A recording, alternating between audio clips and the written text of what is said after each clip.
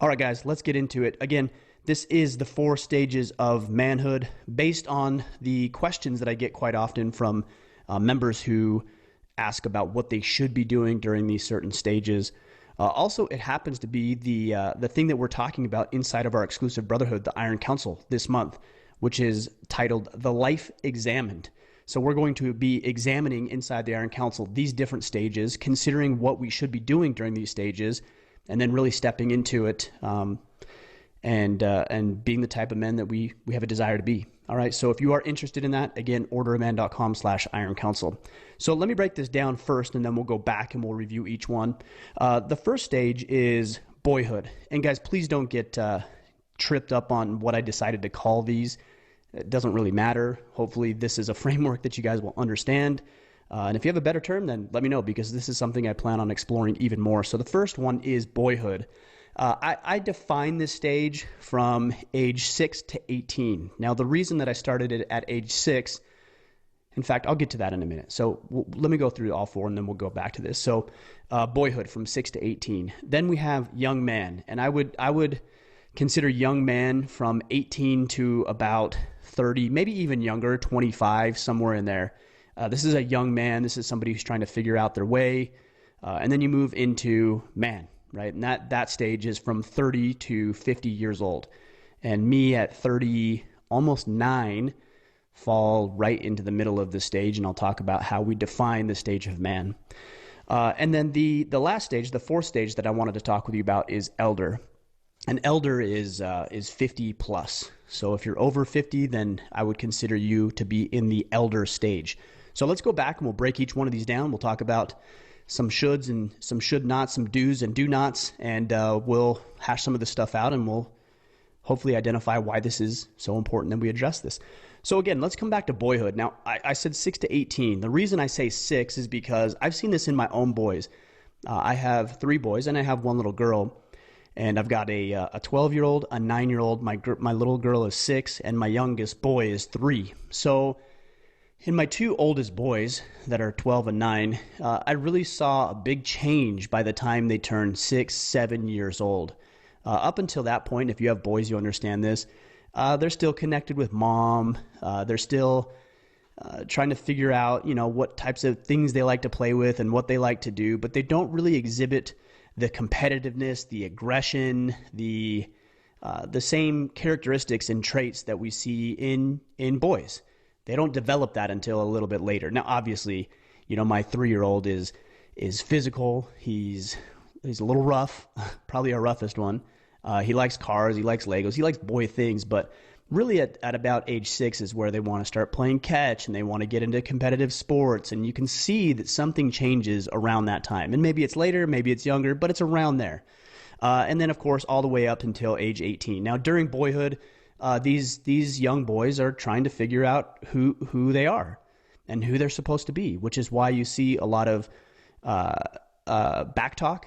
It's a lot of why you see them testing the bounds and pushing the limits and seeing how far they can go and taking risks, because they're trying to figure out their role in the world, and they don't quite know it yet. And so what they're doing is they're looking at role models. And all too often, and unfortunately, most of our young boys' role models are a distant role model, like an actor or an entertainer or an athlete, and they don't have any direct contact with that individual, or it's a woman. It's their mother, it's their school teacher, it's whoever's doing daycare for them. And so they're surrounded primarily and increasingly by women, which is very unfortunate. Not that it's bad that women are watching their children at all. It's unfortunate that we don't see as much male presence in these young boys' lives, because as they're trying to figure out who they are and their role and where they fit into society, if they don't have a healthy dose of masculinity and manliness surrounding them, coaching them, guiding them, instructing them, disciplining them, then they're going to fall short. And I see this so often in our Facebook group and the conversations I'm having from those who are in the young man stage or even elder stage, who never grew up with a permanent father figure, didn't really have a coach or a mentor in their lives, and they flounder, they struggle. And they're really trying to figure out where they fit into the world, even at age 20, 30, 40 years old because they never got this as a child. So most of us listening, in fact, I'm sure 99.9999% of us listening are past this boyhood stage, although I know there are some young men in high school who do listen to the podcast, but most of us are past this stage. So why would I even talk about it? I talk about it because I want you to realize the importance of looking back and assisting these young boys. They need our help. They need our guidance. They need our counsel. They need our instruction and discipline. And if we aren't willing to look back and to help those individuals because we're so wrapped up and so consumed in our own lives, we're doing them a huge disservice, and we're setting them up for potential failure and confusion, a lot of heartache and frustration down the road. These are eventually boys who aren't going to know how to lead their families, lead themselves, start businesses, engage in their communities, and do the things that generally we would think of as being manly. I think it is Douglas Wilson who said, if boys don't learn, men won't know. So if you see a man who doesn't know something that you would generally consider or assume that all men do know or should know, it isn't necessarily a knock on that individual. It could be that they never learned because they never had the influence they needed to learn these things. So all of us who are past, whether we're in the young man stage, the man stage, or the elder stage, really ought to think hard about the young boys in our households, our children, even nephews, or relatives, also neighbors and boys in the neighborhood who you can coach through sports teams and scouts and trail life and all of these other organizations, Big Brothers programs, and really help these young boys who need it. So that's the first stage. Again, 6 to 18 is boyhood. And maybe even with young man, which I said 18 to 30, that could actually happen earlier too. I mean, if you have a situation where a young boy needs to step up, maybe he's 16, 15, 16, 17, and he needs to step up in a big way and help and get a job and has some responsibility and some accountability, well, then he turns into this young man sooner than a lot of other people based on modern times and popular culture. I mean, you still see 30-year-olds living with mommy and daddy in their basement. They never graduated from this boyhood stage and turned into a young man.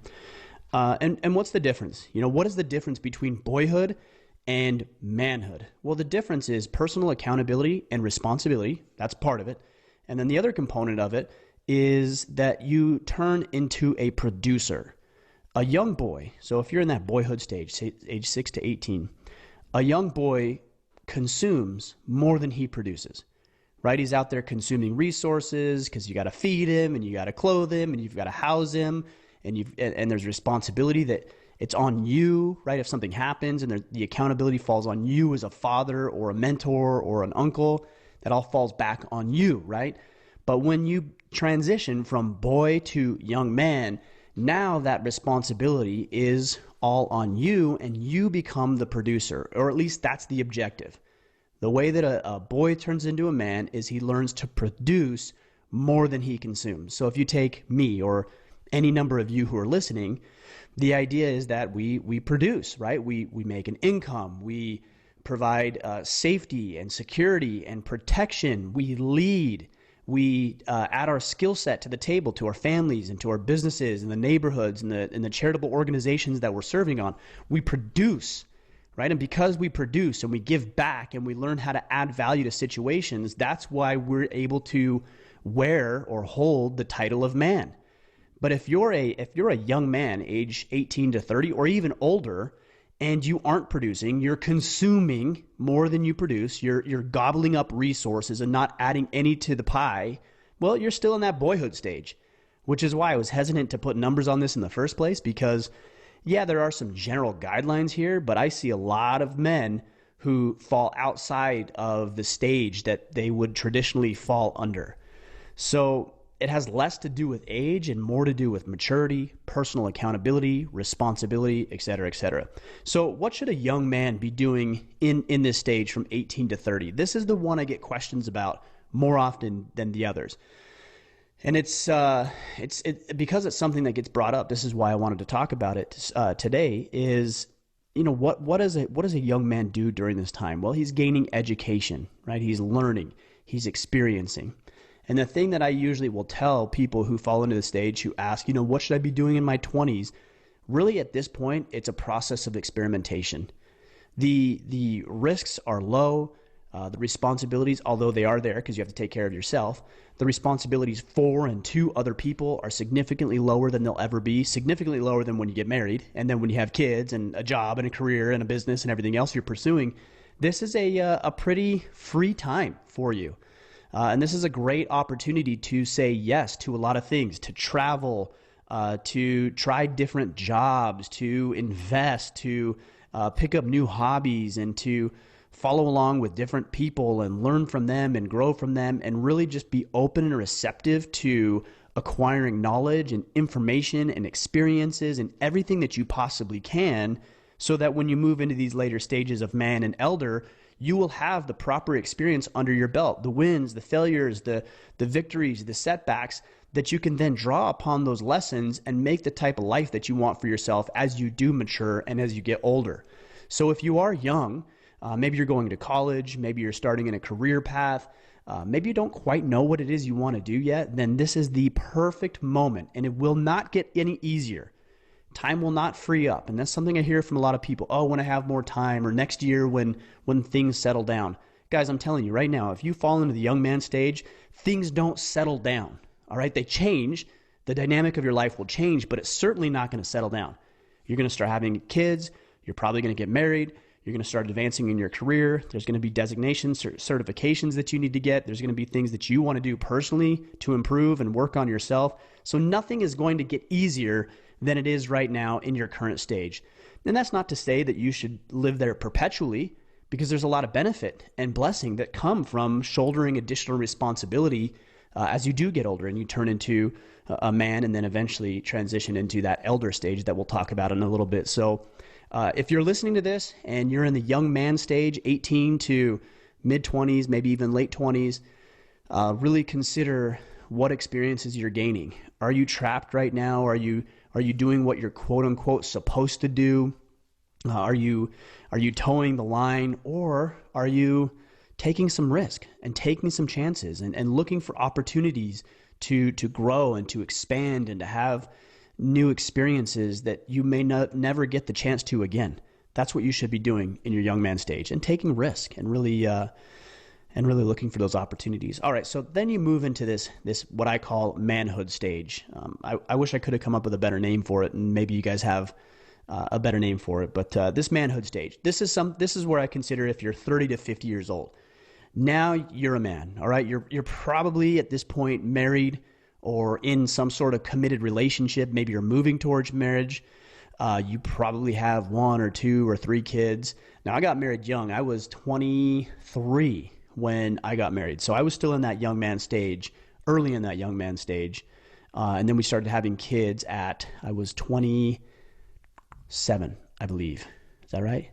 Yes, 27, because my son just turned 12 a couple of days ago, yesterday, in fact.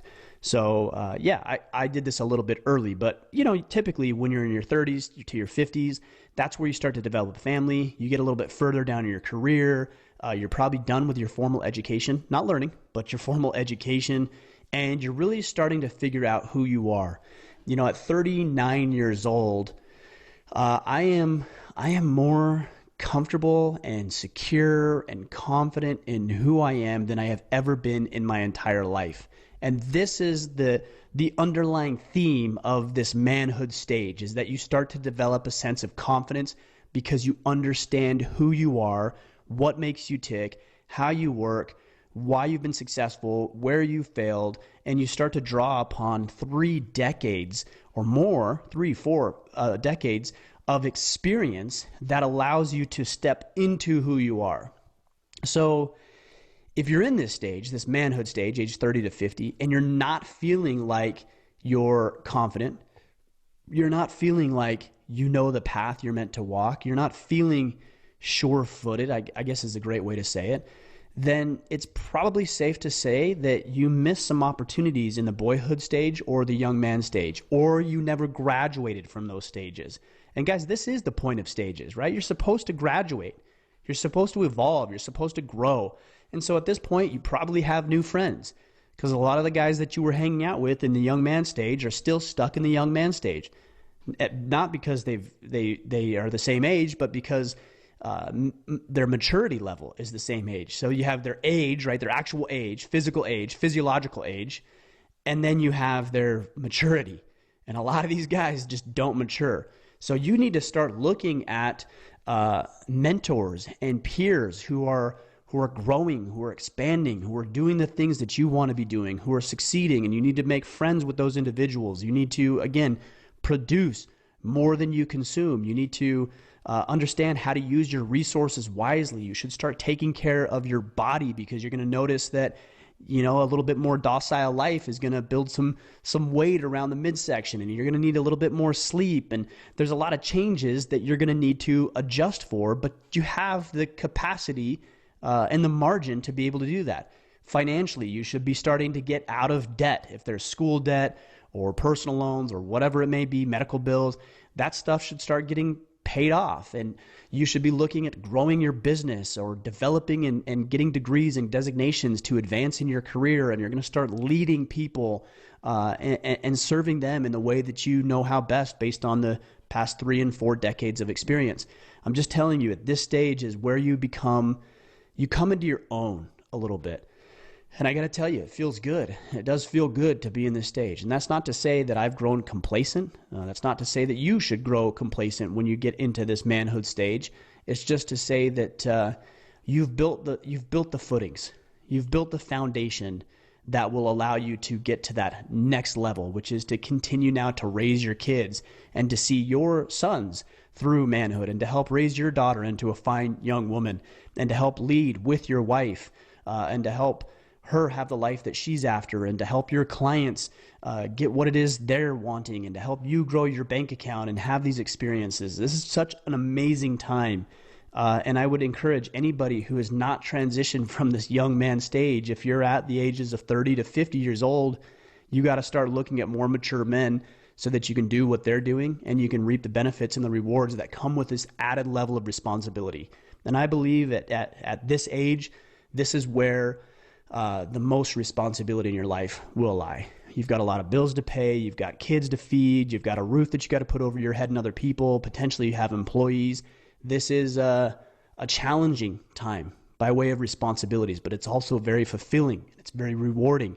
There's a lot of satisfaction that comes from knowing that you are the man, that you are important in your community, in your neighborhood, your family, the charitable organizations, your church, wherever it is that you're serving and filling in. And then last, guys, is getting into elder. This elder stage is from 50 years old and older. And this opportunity is for you now. The way that you serve is by giving back. You're at a stage now where you're deep into your career, probably. Your home is getting paid off. The kids are probably getting out of the house, if not already out of the house. And now you're an empty nester, right? And so you can serve a little bit more maybe in your community, or there's an organization or a charity that you really like to participate in, or you'd like to coach, and maybe you have some grandkids at this point, or you're getting close. But these are moments where you get to take all of your 5, 6, 7, 8 decades of experience on this planet and pay it forward. Turn around and give that knowledge and that experience back to the people who need it, to the men who are in boyhood stage and young man stage and manhood stage. This is the opportunity to serve them. And this is the responsibility that you have. So as a man in the manhood stage, 30 to 50 years old, your responsibility was to yourself, to your children, to your wife, to your clients, to an employer. And now in this elder stage, you're starting to transition into my responsibility. And it is a responsibility. In fact, it's a moral obligation that you have to give back to those who are coming behind you. And this is a moment to really step into that, to find value in maybe not raising a family necessarily, but in giving back and paying forward the knowledge that you've acquired, the experience that you have, the memories that you've made, and everything that you've enjoyed. So this is a quick synopsis of the 4 stages of manhood. Again, boyhood from 6 to 18. I keep looking down here if you're watching the video because I'm looking at my notes. Then you have young man from 18 to 30. Then you have manhood from 30 to 50, and then you have your elder from 50 plus. Again, this is a quick synopsis of those stages, but I want to get you thinking about where you fall into this and where you need to start looking to, and the things that you need to start engaging in, and how you can step more fully into the role that you are now, and then thinking forward about the role that you will eventually step into. What is it that you need to get addressed? What is it that you need to fix? Do you need to fix your finances? Do you need to fix your health? Do you need to fix your mind? What books do you need to read? What men do you need to be surrounded by? What responsibilities do you need to take upon yourself and put on your shoulders so you can do the work of men? This is a great opportunity as you're listening to this to think about where you fall, where you should be falling, where other men are falling, and how you can step more fully into the role that you're playing now, and then help other men in the roles that they are playing based on what stage of life they're at. We're going to explore this a lot more. We're going to go in depth and really discuss what each of these means and why they're important and how we can serve more effectively and what we can do specifically, tactically, within each one of these stages. And we'll do that over the coming months. We're also going to be doing that inside the Iron Council. If you are interested in the brotherhood that we have over there, and we have men from all stages, from boyhood, because we have those who are 18, 19, 20 years old, to young men, to manhood, to elder, we've got it all. And we're tapping into all of the collective knowledge that we have and sharing that with each other, challenging through weekly challenges, completing assignments and tasks and projects, advancing and improvements and achievements that are available in the Iron Council. And it's a pretty phenomenal resource for the men who are tapping in and doing the work. So if you are interested in checking that out, then head to orderofman.com/Iron Council. All right, guys, my goal with this podcast was to bring those to your attention as we consider exploring these over the coming months even more, and to get you thinking about where you stand and what you need to do within each one of your stages of manhood. I hope that helps and gives you some insight. Please, if you would, share this with a friend, a brother, a colleague, a coworker, your father, your uncle, your nephew, whoever, another man that needs to hear this message of reclaiming and restoring masculinity. And again, I'll reiterate, as I did to open up this conversation today, that we're seeing why. We're seeing why in these troublesome times, why the movement to reclaim and restore masculinity is so critical. And we can see it in the men that we interact with, the men that we admire and respect. Those are the men who are living the virtues that we've been talking about. And I want you to be able to live those virtues and step into those virtues and those roles, because as challenging as the responsibility is, there's a lot of blessing and satisfaction and fulfillment that comes with it. We'll be back next week for our interview series, and then our Ask Me Anything, and of course another Friday Field Notes. But guys, until then, go out there, take action, and become the man you are meant to be.